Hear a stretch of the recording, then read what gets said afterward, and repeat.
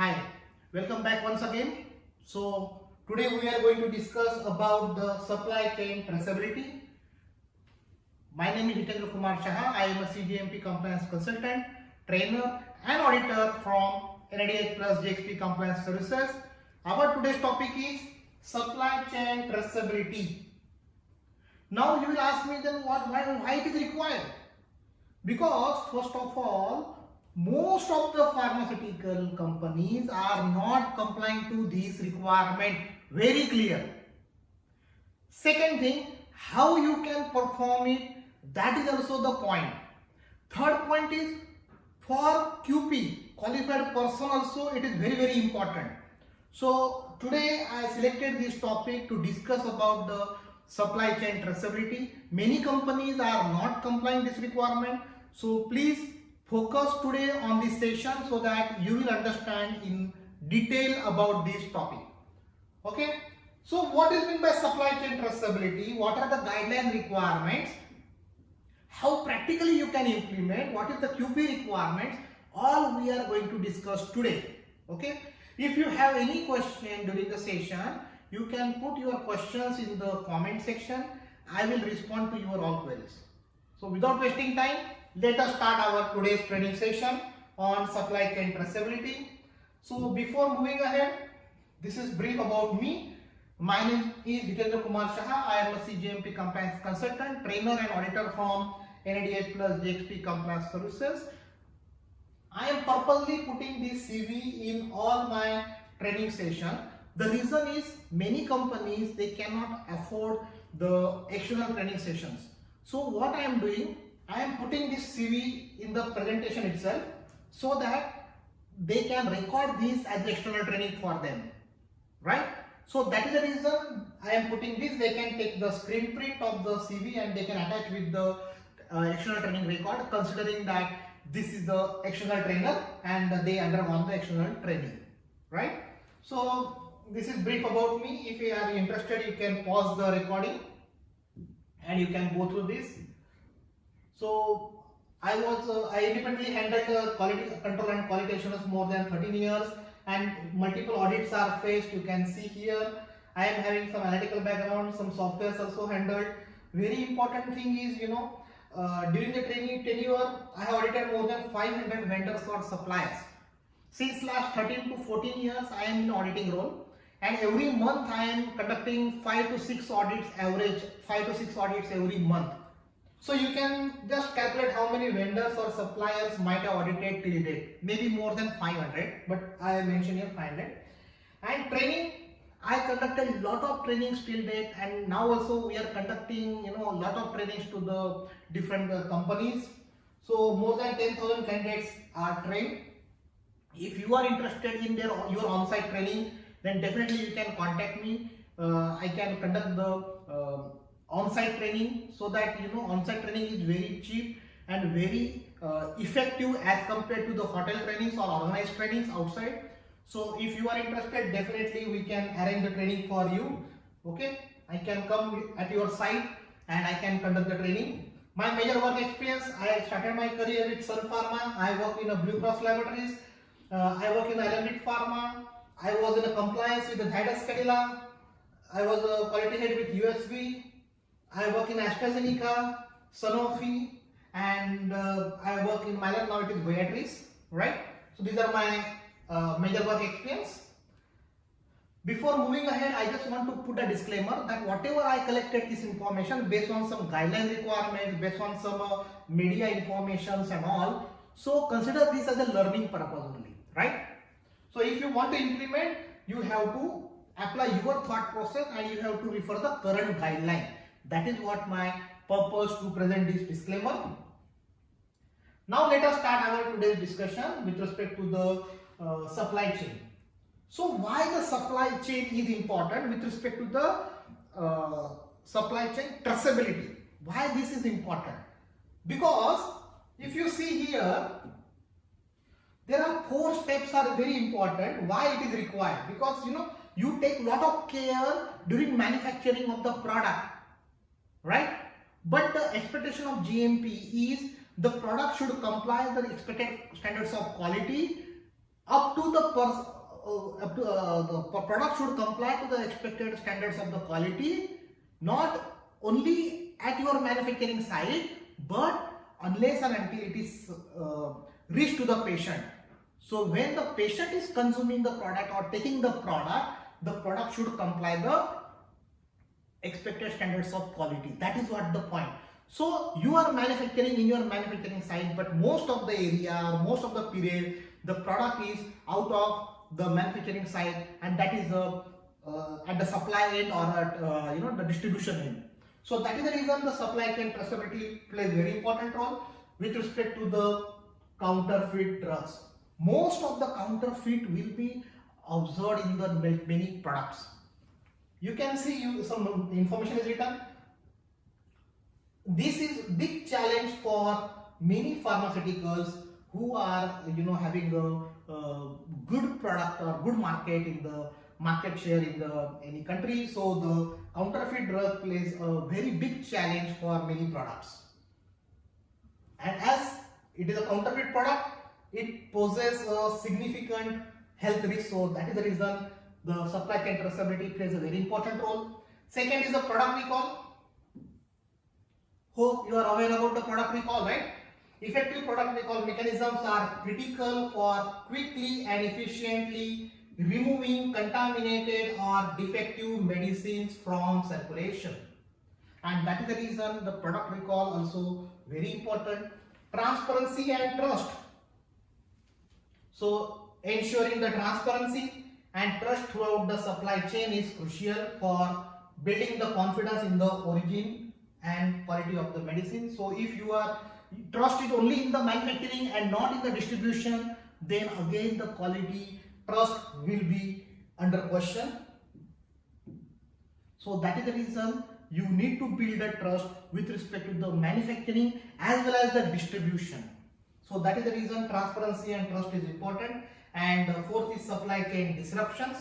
That there may be possibility that due to global events like natural disasters or pandemics can disrupt the supply chains and leading to shortages and delays in the essential medicines. So these are some challenges you can say with respect to the supply chain, and due to this the supply chain traceability plays a very important role when we are dealing with the pharmaceutical products. So here you can see that three major important aspects are there when we are considering the supply chain traceability. First is patient safety, second product quality, and third is brand reputation. So we will more focus on patient safety and the product quality, right? Traceability helps to identify and remove counterfeit or adulterated medicines from the supply chain, protecting patient safety. Traceability allows for tracking the origin and journey of the medicine. You can see here. I am discussing this thing because when we will discuss about how practically you can implement supply chain traceability in your organization, then it will be helpful. Now you will ask me then why it is required to implement. This is the question, right? Because as per the PQR, everybody is aware that product quality review is a requirement, mandatory requirement for all the manufacturers, pharmaceutical manufacturers. Yes or no? So in the PQR, product quality review, this supply chain traceability plays a very important role. It is a requirement of PQR, and most of the companies are not compliant to this requirement, and that is the reason I am here to discuss about the things. So the importance are with respect to the patient safety and the product quality, and when we are discussing about the product quality, please focus on traceability allows for tracking and the origin and journey of the medicines, ensuring they meet quality standards and regulations. So here you have to consider with respect to traceability, you have to consider this tracking, the origin and the journey. And you just put on these points, don't worry. You just remember this point so that we will discuss when we want to practically implement that. Lastly, we will discuss about the practical implementation. That time it will helpful. Now you just keep in mind, that's it. So there are a lot of key regulations are there. So US FDA regulation is there, EU GMP is there, WHO is there, and all the regulation focuses on supply chain traceability, and that is the reason we are here to discuss about the supply chain traceability. So here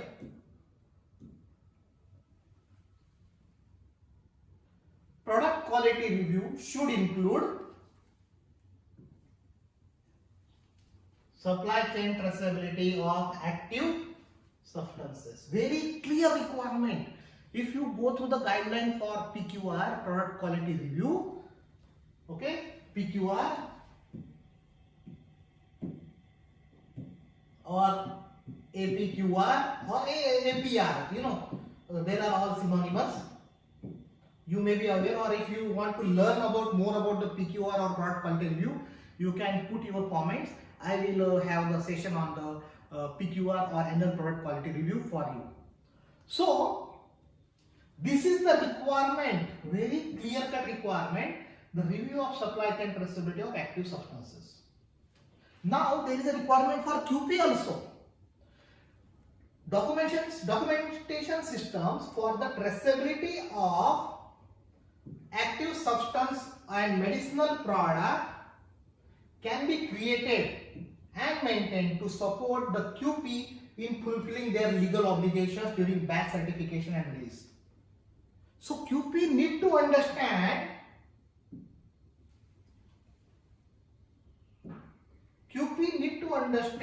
about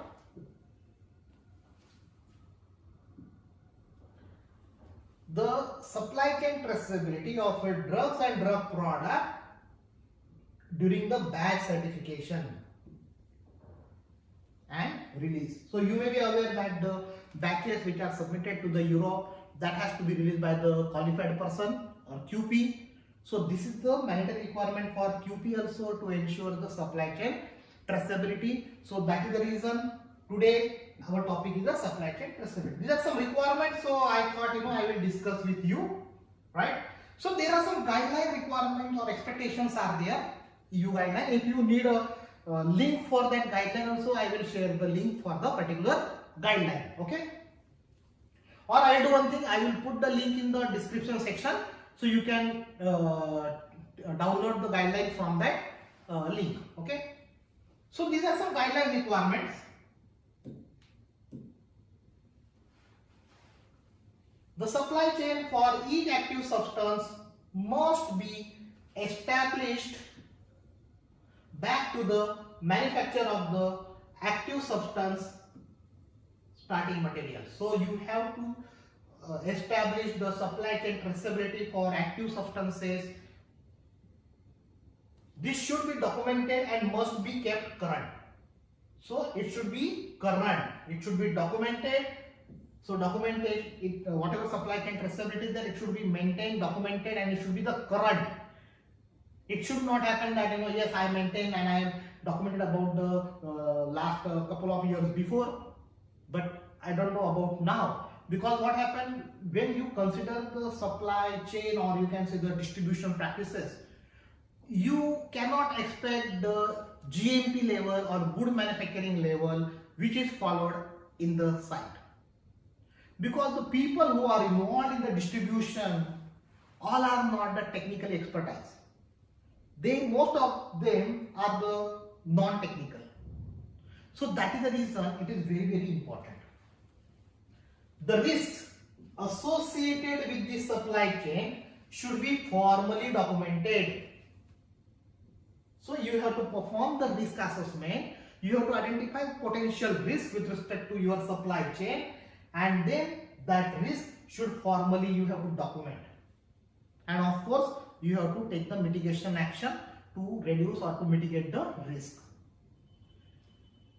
Control of each incoming consignment of active substance should include verification that it has been received from the approved supplier and approved manufacturer.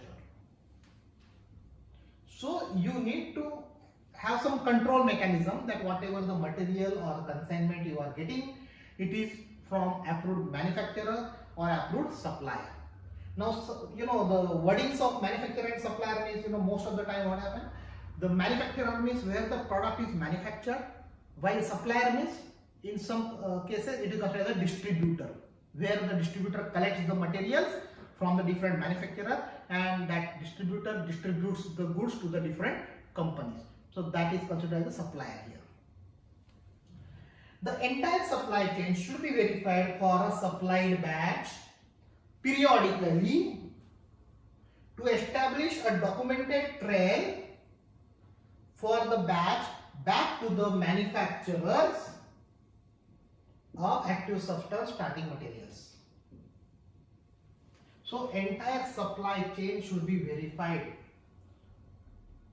So you have to periodically verify the entire supply chain. So for example, if you are supplying the goods from, there are suppose two ways of the distribution supply. One is from the sea and one is from the air route. So you have to establish and document the supply chain for the particular products. And that you have to evaluate periodically, like whether whatever we have established, it is the same or there is any change.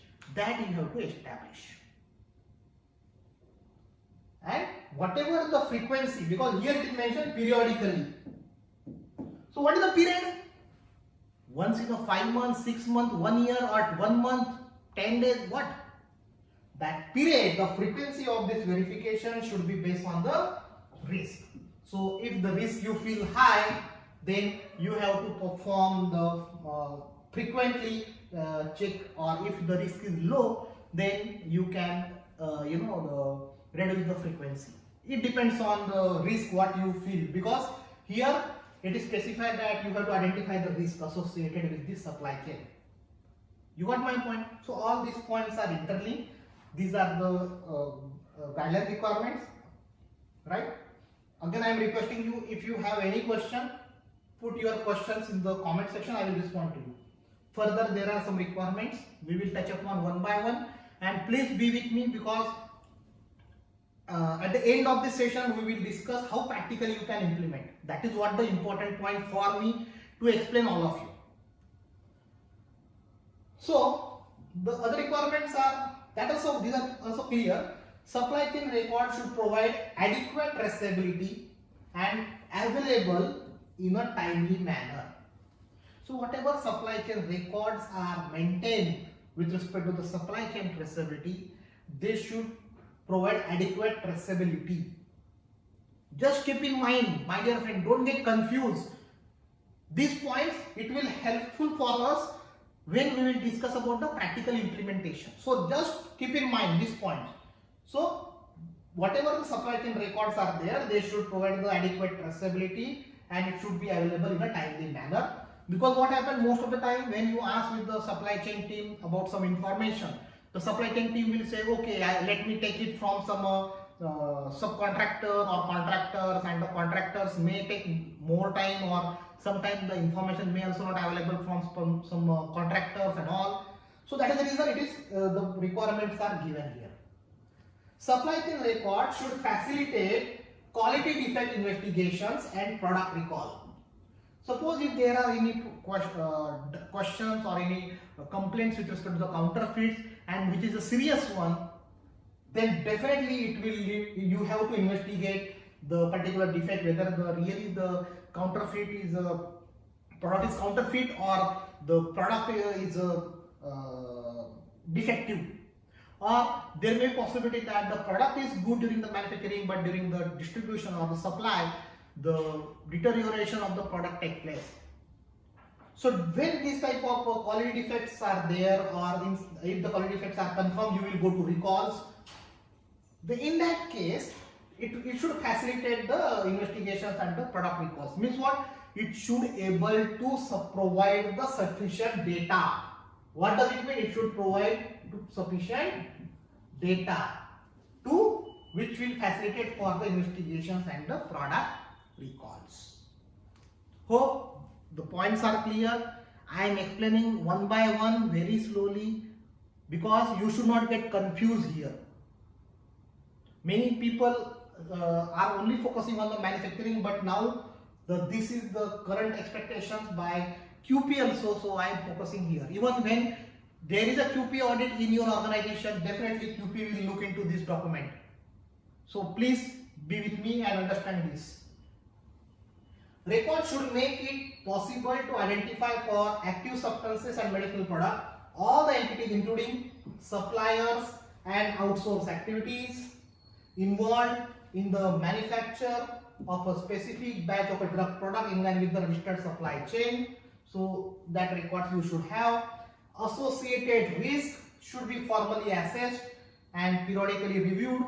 This is what we discussed, so that you can have the risk mitigation measures, and that measures you can implement it to mitigate or reduce the risk. Clear? Everything is clear, right?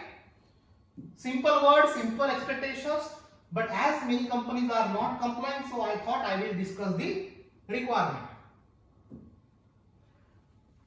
The complete manufacturing and distribution supply chain of a medicinal product and its related active substances up to the stage of certification should be documented and available for the qualified person. So, complete manufacturing and distribution supply chain should be submitted. So, about the manufacturing, definitely you are sharing the back manufacturing record and analytical record to the QP, right? So, QP is reviewing the back record and all. So, this is with respect to the manufacturing. Same way, you have to submit the distribution supply chain of the medicinal product and its related API to the QP. So if you cannot provide the supply chain document, then batch will not be released by the qualified person. This is the guideline expectations for mandatory expectation for all the QPs. Because QP will not come to know that what is your distribution supply chain and all. So that is your responsibility to share this documentation to the QP. Clear?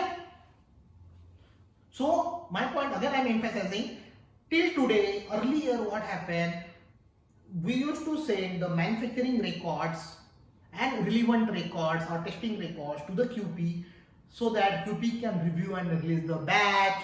But now this distribution supply chain documents will be required for the QP to release the batch.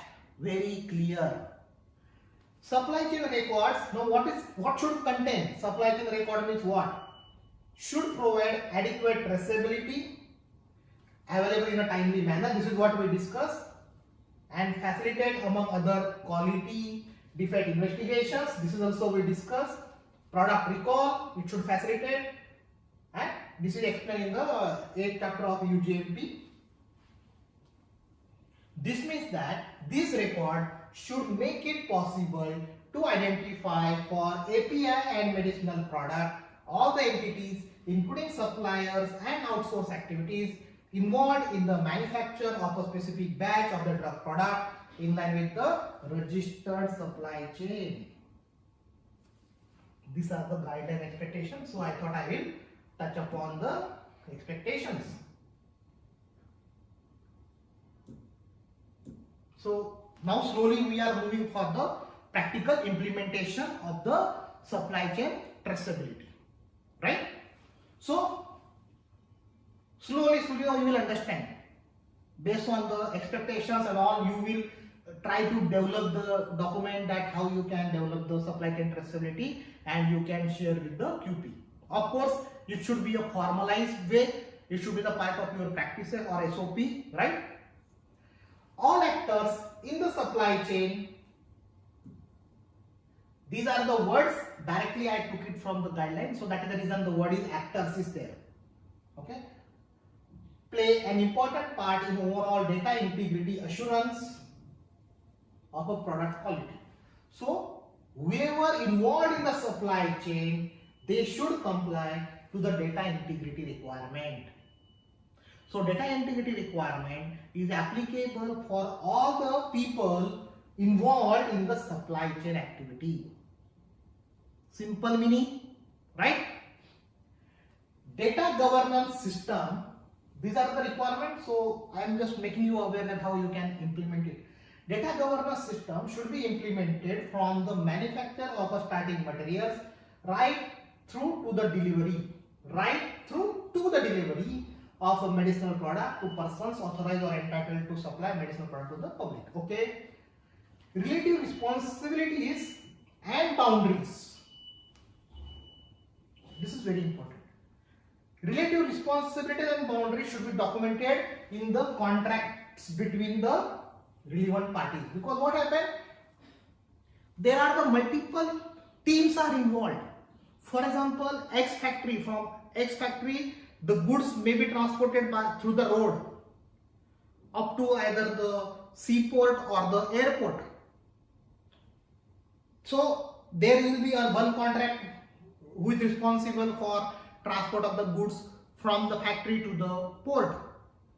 Then there will be another contract which will be involved in responsible for clearing all the custom related documentation, custom related procedures. Then there will be the third agency will involved, which will be responsible to ship the goods from one country to another country. Fourth will be involved to track the things. For example, if you have RFID and all latest controls, RFID detectors and all. So one party will be responsible only to track the locations of the shipments and the movement of the shipment from one location to another. The next will be, once the shipment reaches to the client end, then how it will be cleared from the customs, and then from there how it will reach to the company or the customer end. So there are multiple contractors are involved. So their responsibilities and boundaries, that up to what extent a particular agency is responsible, what is their boundary, after that which other agency is responsible, that should be very clear. That should be very clear in the contracts or the agreements. Final responsibility, this is very important, of ensuring the compliance throughout the supply chain rests with that certifying QP. So final responsibility lies with the QP to comply ensuring the compliance of this all. So that is the reason QP will ask lot of documents with respect to the supply chain traceability to all of you, because final responsibility lies with the QP. Now, how you can practically implement the supply chain traceability? Simple things are there. I will explain you.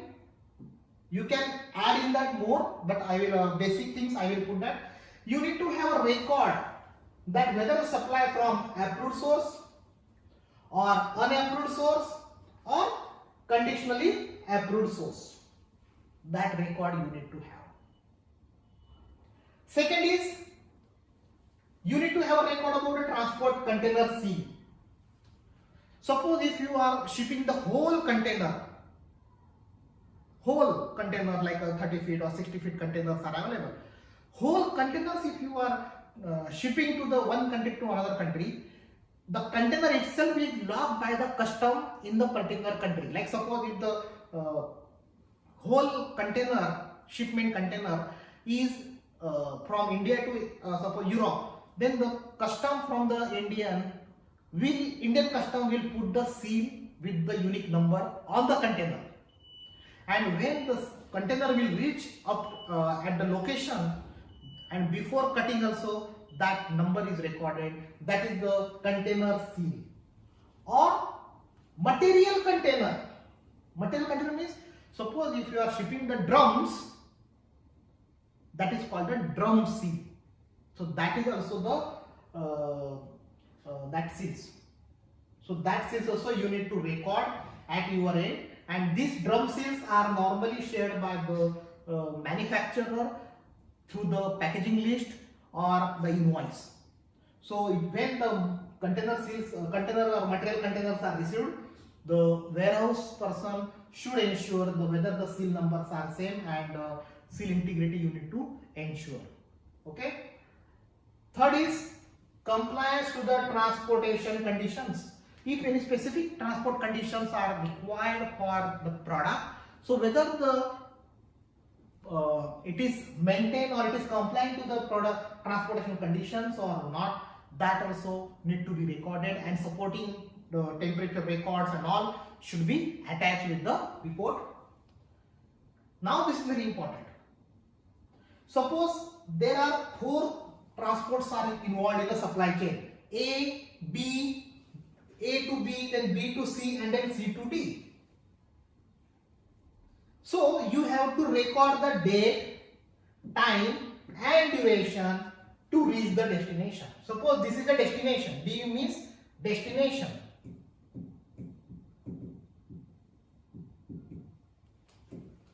This is the destination. And this A is a manufacturer.